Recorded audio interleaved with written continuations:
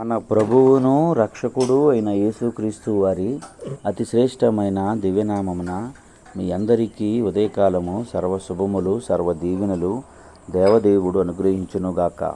ఆమేన్. దేవుని బిడ్డలారా, ఈరోజు 25వ తారీఖు మే నెల 2024వ సంవత్సరము. ఈరోజు దేవుని వాగ్దానము ఆదికాండము 9వ అధ్యాయము 16వ వచనము. నిత్య నిబంధనను జ్ఞాపకము చేసుకుందును. దేవుడు తన పరిశుద్ధ లేఖన భాగము నేటి ఉదయకాలము మనందరి వినికిడిలో ఫలింపచేయునుగాక.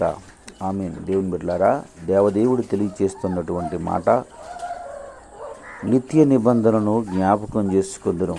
ఆ నిత్య నిబంధన ఏమిటి అనగా, గతములో సమూల ధ్వంసమైపోయినటువంటి సర్వ సృష్టిని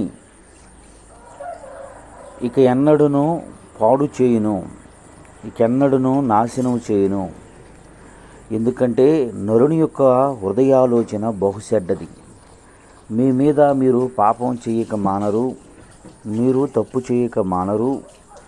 మీరు తప్పు చేసినప్పుడు నాకు కోపం వచ్చిన యెడల నా ధనుసు నేను ఉంచుతాను ఆకాశంలో. అది జ్ఞాపకం చేసుకొని మీ పట్ల ఉన్నటువంటి కోపాన్ని, మీరు నడుస్తున్నటువంటి అవిధేయతను, అజ్ఞానమును కోపించిన యెడల అది నాకు సూచనగా, అది నాకు గుర్తుగా చూపించును అని చెప్పి, దేవుడు నా ధనుస్సును మీ మీద ఉంచుతాను, అది మేము ఇక నాశనం చేయను అంటానికి గుర్తుదని చెప్తున్నాడు. దేవుని బిడ్డ, దేవదేవుడు నా జీవితంలో కూడా ఈ ఉదయకాలం ముందు మాట్లాడుతున్నటువంటి మాట,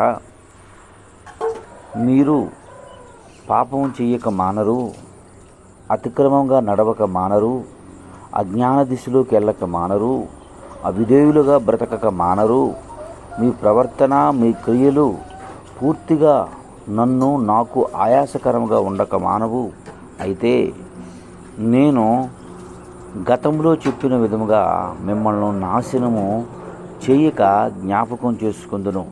ఏమిటా జ్ఞాపకం అని అడిగితే, నాటి జ్ఞాపకము మేము జలప్రళయంతో ముంచక మానను అని చెప్పినటువంటి దేవుడు ఆ గుర్తును చూసి నిత్య నిబంధన జ్ఞాపకం చేసుకున్నట్లు, దేవుడు ఈరోజు నన్ను నీ కొరకు, నా కొరకు ఆయన చేసినటువంటి వాగ్దానము, ఆయన నీకు నాకు ఇస్తున్నటువంటి వాగ్దానము సర్వ మానవాళి నిమిత్తము, మానవుని యొక్క జన్మ కర్మ పాపము తీసివేయుటకు నేను కల్వరి కొండ మీద మీ కొరకు నేను కార్చినటువంటి రక్తపు గుర్తు, ఆ గుర్తును చూసి మిమ్మల్ని నేను జ్ఞాపకం చేసుకొనక మానను.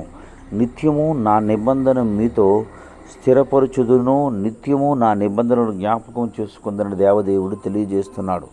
దేవుని బిడ్డలారా, బహుశా గత కాలంలో కన్నీళ్లతో, కష్టాలతో, ఇబ్బందులతో, ఆర్థిక సమస్యలతో, మానసిక కుంగుదలతో, ఒంటరితనముతో, ఆదరణ లేనటువంటి జీవితాన్ని జీవించిన వ్యక్తులుగా మీరు బ్రతికి నేటి దినం ముందు ఆ జాడలు, ఆ యొక్క పరిస్థితుల గుండా మరలా ప్రయాణం చేయవలసి వస్తుందేమో అని భయపడుతున్నటువంటి మీతో దేవదేవుడు తెలియచేస్తున్నటువంటి మాట.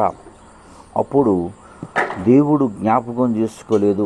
ఎందుకంటే అప్పుడు మీరు దేవుని ఎరగనటువంటి ప్రజలు, దేవుని యొక్క వాగ్దానములు లేనటువంటి ప్రజలు, దేవుని మాటకు అవిధేయత చూపుతూ దేవుణ్ణి ఎరగక దేవుని యొక్క ప్రేమను తెలుసుకున్నటువంటి వ్యక్తులు. ఇప్పుడైతే దేవుణ్ణి తెలిసిన బిడ్డలు, దేవుణ్ణి ఎరిగిన బిడ్డలు, దేవుని ప్రేమను రుచి చూసిన బిడ్డలు గనుక మీతో ఆయన తెలియచేస్తున్నటువంటి మాట, ఆయన వాగ్దానము, ఆయన యొక్క ఆలోచన యావత్తు నేటి ఉదయకాలం ముందు మీకు తెలియచేస్తున్నటువంటి మాట.